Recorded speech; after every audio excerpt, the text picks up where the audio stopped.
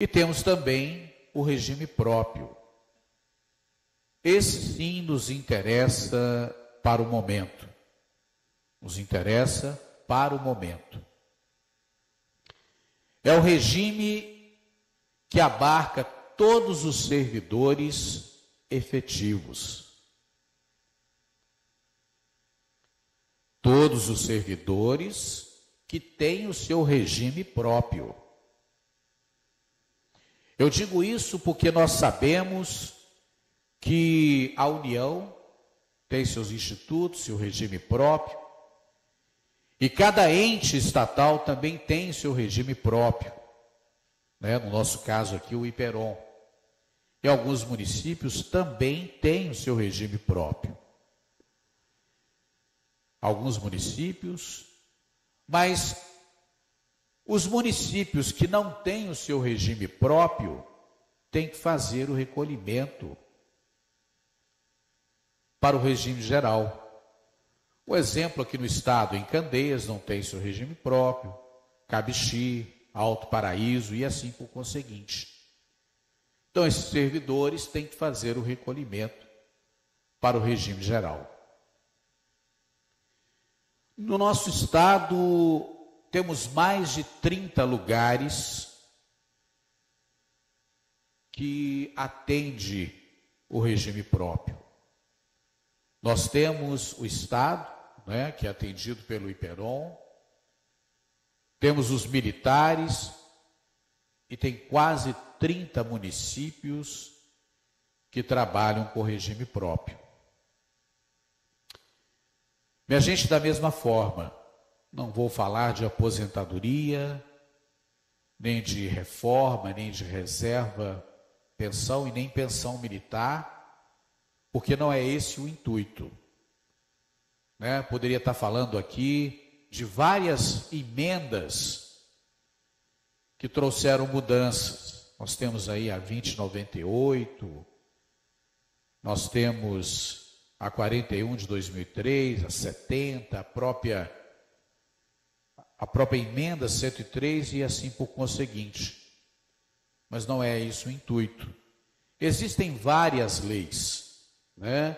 No estado temos aí a 432, recentemente foi criado a 1100, mas não é esse o intuito. Mesmo porque cada município tem a sua lei própria, né? Cada município tem a sua lei.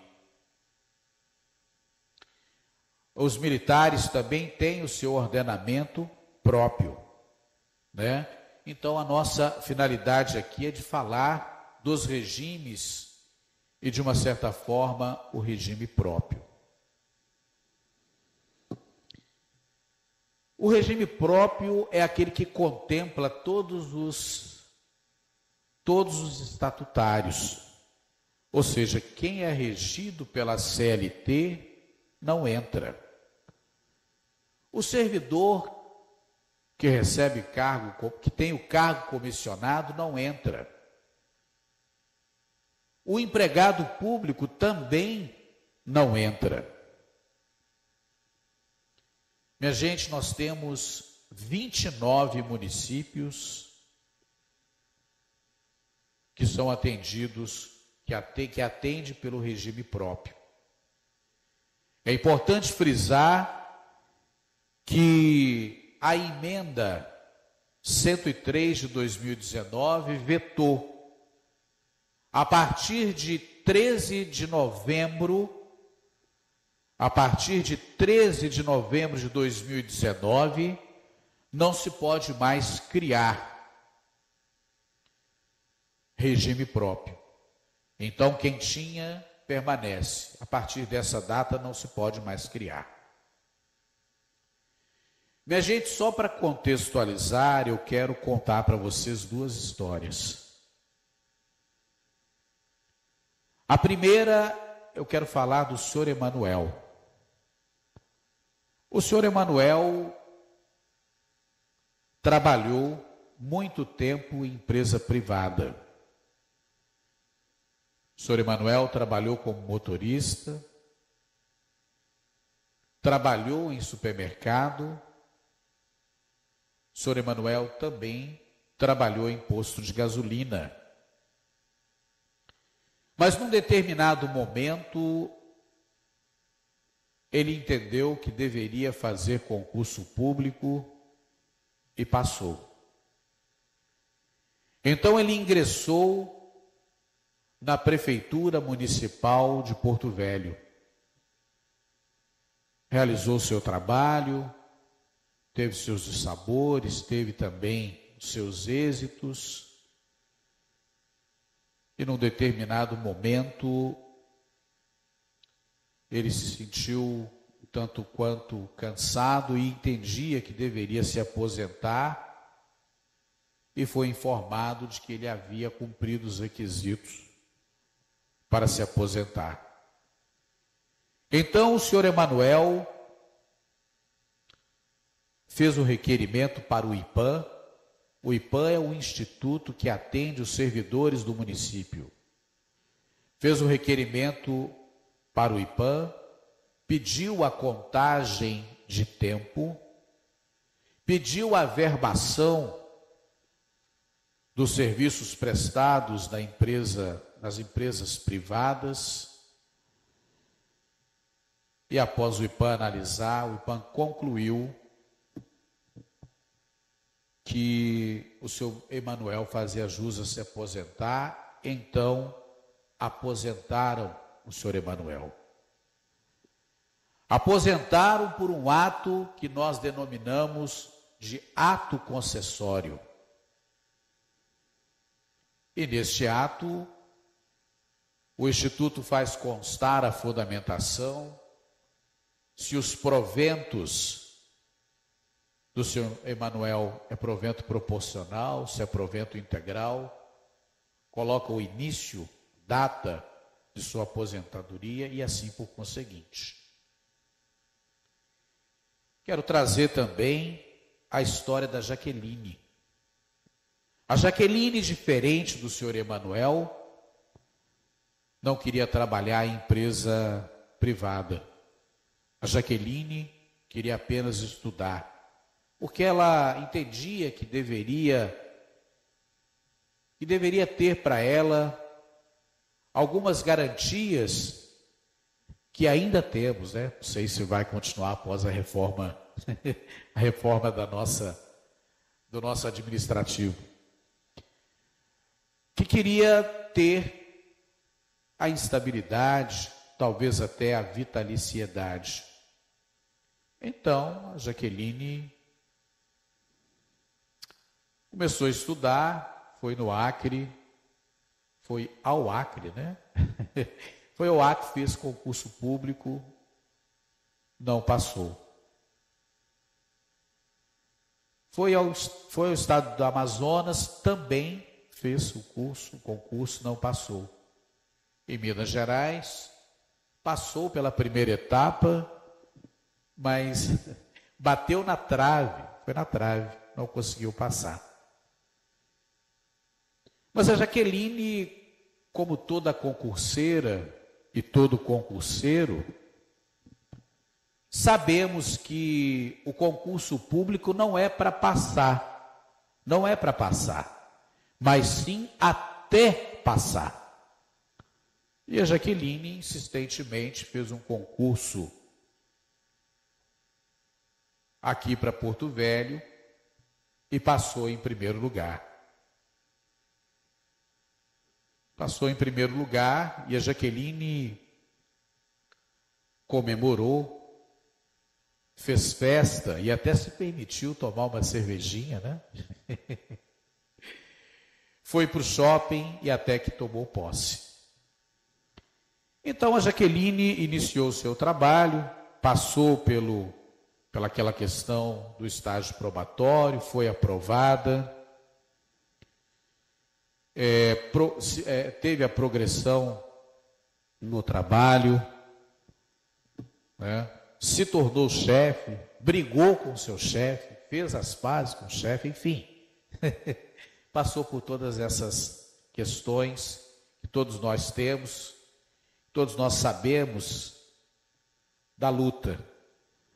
E o mais importante de tudo isso, e o que fica realmente é o conhecimento, né? É o prazer de aprender, o prazer de estar junto. Então, a Jaqueline, após um determinado momento, da mesma forma que o senhor Emanuel, entendeu que deveria se aposentar e fez o requerimento para o Iperon. E o Iperon, pedindo a contagem do tempo, o Iperon ouviu a PGE, fez o parecer favorável, onde concluíram que a Jaqueline deveria se aposentar. Da mesma forma, fizeram a aposentadoria da Jaqueline por meio de ato concessório. E assim acontece, minha gente, com todos os servidores da esfera municipal, estadual e federal, e também com os militares. Todos que se aposentam por meio do ato concessório. E é exatamente aí é que entra o Tribunal de Contas. Porque a Constituição Federal e a Constituição do nosso Estado prevê expressamente que todos os atos concessórios devem ser encaminhados ao Tribunal de Contas para análise, para registro. E quando os institutos encaminham esses atos concessórios para o registro, o tribunal autuam esses documentos e gera um novo número de processo, que passa por pelo menos 2 análises para que o tribunal decida se deve vir mais alguma informação, algum documento, se esse ato deve ser retificado ou finalmente, se ele pode ser registrado.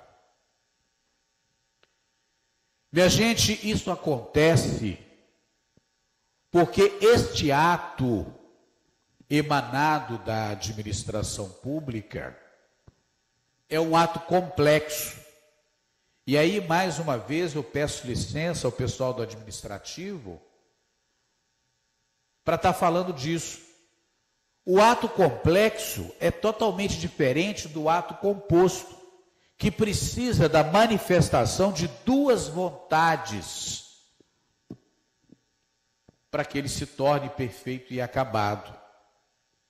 É diferente do ato composto, que é apenas um ato que às vezes é só um visto, às vezes um parecer e um de acordo, realizado por apenas um órgão. E também totalmente diferente do ato simples. Por isso, nós fazemos toda a avaliação.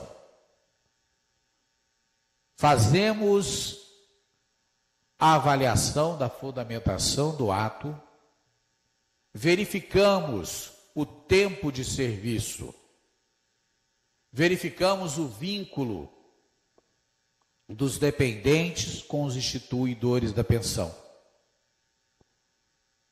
Fazemos toda a análise documental, toda a análise.